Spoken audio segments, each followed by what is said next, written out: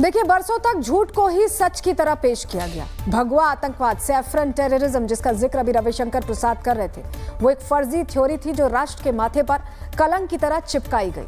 लेकिन अब NIA court के फैसले ने उस झूठ को पूरी जो उसकी स्क्रिप्ट थी उसे फाड़कर फेंक दिया है। साध्वी प्रज्ञा से लेकर कर्नल पुरोहित तक, जिन्हें कांग्रेस ने बिना सबूत आतंकवादी ठहराया, अब वही निर्दोष साबित हुए। आज बीजेपी सीधे सवाल पूछ रही कि क्या कांग्रेस ने जानबूझकर सनातन आस्था को निशाना बनाया? क्या भगवा को बदनाम करना वोट बैंक की राजनीति का हिस्सा था? और अब जब कोर्ट ने कहा है कि आतंकवाद का कोई धर्म नहीं होता, तो कांग्रेस उसके सेक्युलर साथियों ने चुप्पी क्यों साध रखी है?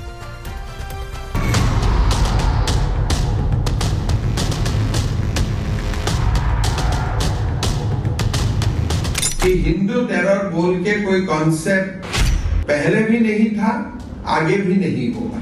इतने दिनों से कांग्रेस ने जो है पूरा सैफरन टेररिज्म, राज्य की सरकार, केंद्र की सरकार, यही सब घटिया काम करती रही। आज दूध का दूध, पानी का पानी हो गया। मैं उन लोगों को बधाई देता हूं, कर्नल पुरोहित को, साध्वी जी को और तमाम लोगों। भगवा कभी आतंकवाद का प्रतीक नहीं रहा।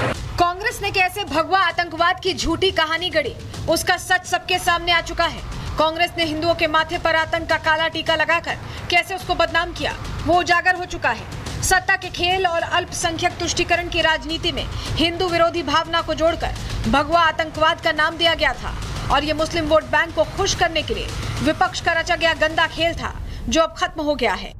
आज ये और एक बार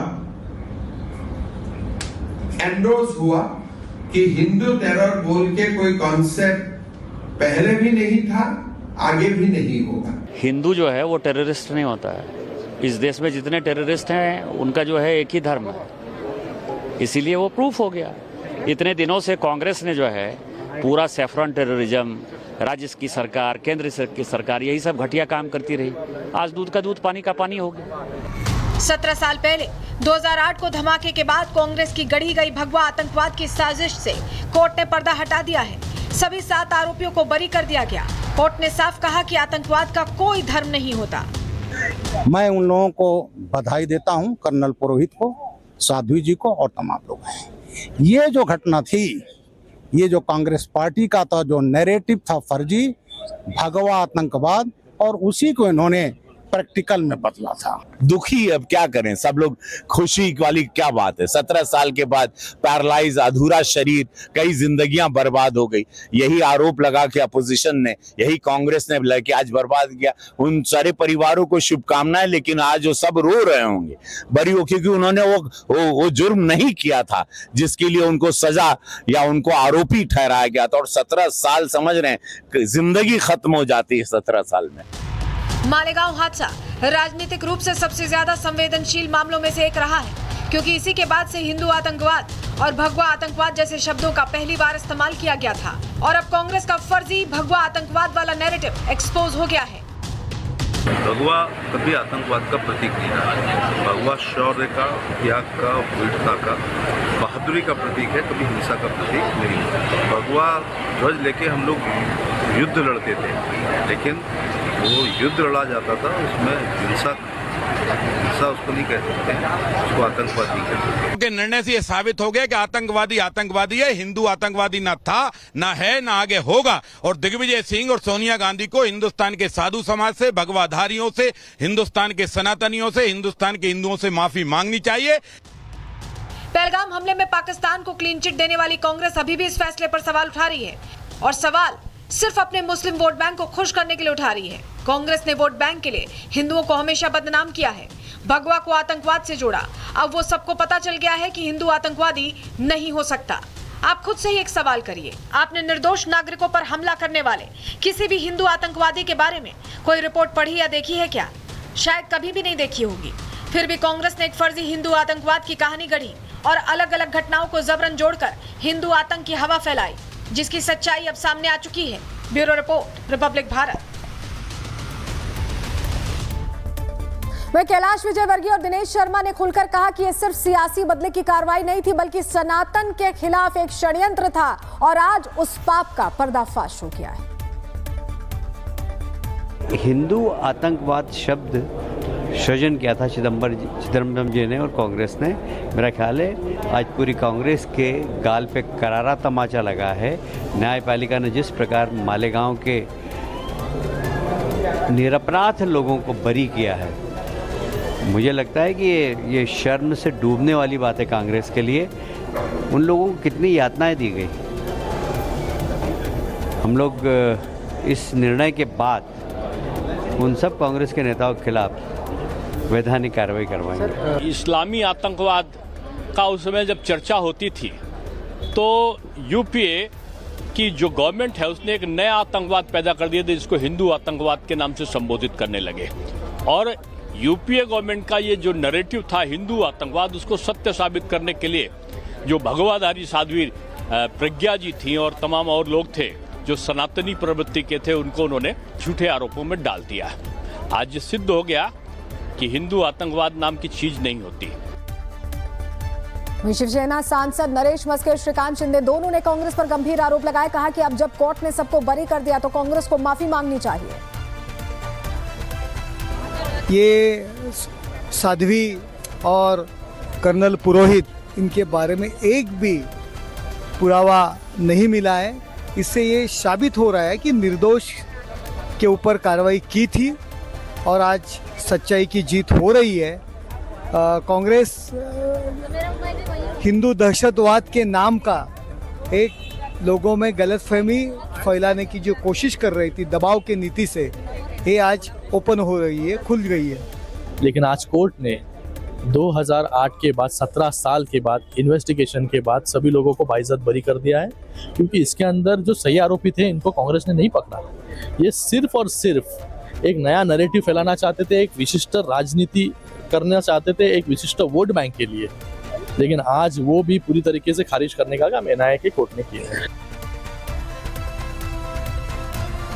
अक्टूबर 2020 में अर्नब गोस्वामी के इंटरव्यू में देश ने पहली बार सुना था वो दर्द, जब साध्वी प्रज्ञा ने बताया था कि कैसे एटीएस ने उन्हें 13 दिन तक बर्बरता से टॉर्चर किया था। जबरन कबूलनामे लिखवाए गए और झूठे केस में फंसाया गया। आज 17 साल बाद एनआईए कोर्ट ने इस पूरे झूठ की स्क्रिप्ट को खारिज कर दिया है।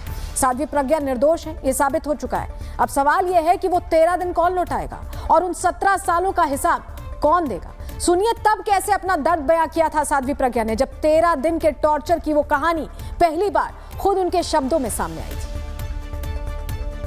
साध्वी जी, आपके साथ मालेगांव के केस में क्या हुआ? आपको आप पर जो फर्जी आरोप लगाए गए उसकी शुरुआत कैसे हुई, उसके बारे में हमें बताइए। मेरे ऊपर तो पूरी तरह से ये केस फर्जी लादा गया, जहां कुछ भी नहीं था। मैंने अपने हर इंटरव्यू में, आज से नहीं, जब तक मैं अंदर थी और मैं जब कोर्ट जाती थी, जब भी मुझे अवसर मिलता था, मेरा संघर्ष यही था कि ये जो पूरा केस है, ये देशद्रोही केस, जिन लोगों ने भी षड्यंत्र किया है और ये षड्यंत्र देशघाती है। इसमें मुझे एक्यूज नंबर 1 बनाया, मास्टरमाइंड कहा, और ये मास्टरमाइंड कह करके मुझे इतना प्रताड़ित किया गया, इतना प्रताड़ित किया गया, असहनीय यातनाएं दी गई, सिर्फ इसके लिए कि जो ये कहलवाना चाहते हैं मैं वो कह दूं और मैं अपने देश को इतने बड़े षड्यंत्र में फंसने दूं जो मैंने नहीं होने दिया। उनकी यातनाएं असहनीय यातनाएं थी।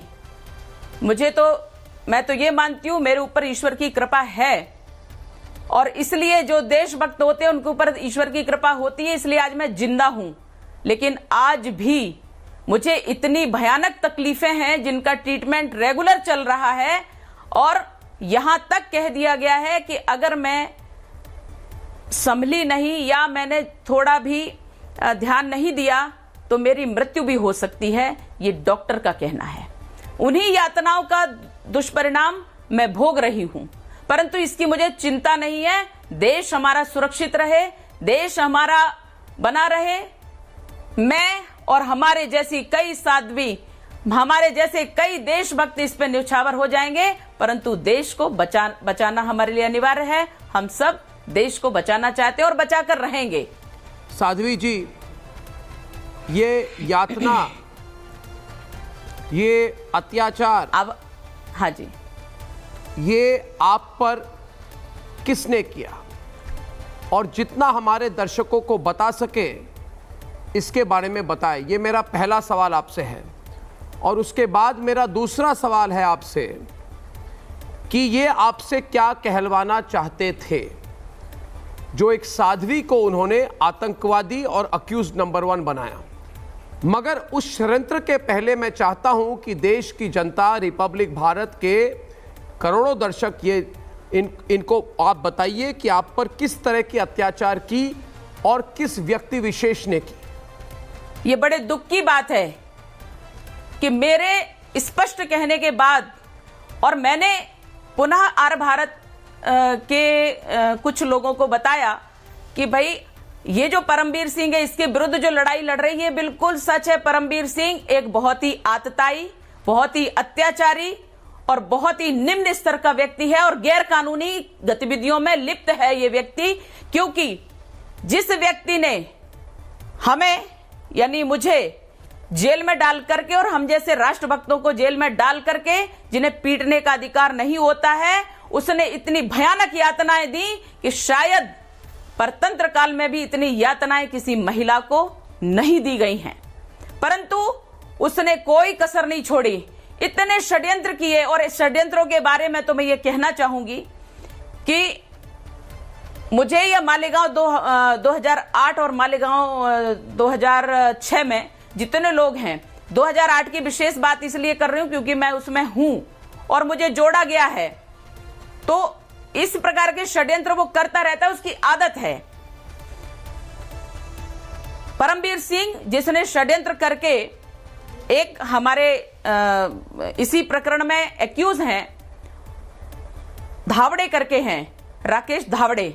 उन राकेश धावड़े को महाराष्ट्र से उठा करके एक केस उनके ऊपर पिछला कोई निकाल करके एक केस 13 तारीख को लगाता है और 13 को ही चार्जशीट उपस्थित कर देता है। फिर एक केस लगाता है 15 तारीख को और उसके बाद 15 तारीख को ही चार्जशीट बना करके और पुलिस पर दबाव दे करके और उसको लाता है। मकोका में ये नियम था कि किसी भी व्यक्ति, किसी भी एक बहुत बड़े ग्रुप में भी अगर एक व्यक्ति के ऊपर कोई 3 चार्जशीट किसी प्रकरण में, अलग अलग प्रकरण में है तो उसके ऊपर मकोका लगा दिया जाएगा। तो इस व्यक्ति ने यह षड्यंत्र किया कि 2 चार्जशीट एक दिन में ही उपस्थित करके उसके ऊपर मकोका और पूरे ग्रुप के ऊपर मकोका केस लगा दिया, जबकि वो ग्रुप था ही नहीं। अलग अलग लोगों को जोड़ करके ग्रुप बनाया। उसके बाद ये चार्जशीट एक दिन में जमा करवाई और लगा दिया। हाई कोर्ट ने उसको, सेशन कोर्ट ने उसको नहीं माना, हाई कोर्ट ने उसको नहीं माना और उसके बाद सुप्रीम कोर्ट ने उसको नहीं माना। इनका षड्यंत्र था कि हमें सालों साल जेल में डाले रहे और कभी हमारी जमानत ना हो, इस प्रकार से इन्होंने षड्यंत्र किया। और वास्तव में वो अपने षड्यंत्र में सफल रहे कि मुझे 9 साल तक जेल में रखा और हम जैसे देशभक्तों को 9 साल तक जेल में रखा। और उसके बाद परंतु सुप्रीम कोर्ट ने जब इसको नकार दिया और सुप्रीम कोर्ट ने बिल्कुल स्पष्ट कह दिया कि इनके ऊपर मकोका लगता ही नहीं है और ये बिल्कुल गलत है, क्योंकि एक दिन में चार्जशीट का षड्यंत्र करके इन्होंने फंसाया। इतना बुरी तरह से मुंह की खाने के बाद भी ये व्यक्ति षड्यंत्रों से परे नहीं होता है, षड्यंत्रों को नहीं छोड़ता है, क्योंकि इसकी फितरत है ये, और ये इनके कारण नहीं होता। ऐसे जो अफसर होते हैं ये बिल्कुल राजनीतिक दृष्टि से के आधार पर ये चलते हैं। वहां कांग्रेस का, महाराष्ट्र में राष्ट्रवादी कांग्रेस का गृह मंत्री है और ये जो कांग्रेस होती है इनका तो इस प्रकार से षड्यंत्र करने का एक पूरी मानसिकता और विचारधारा है।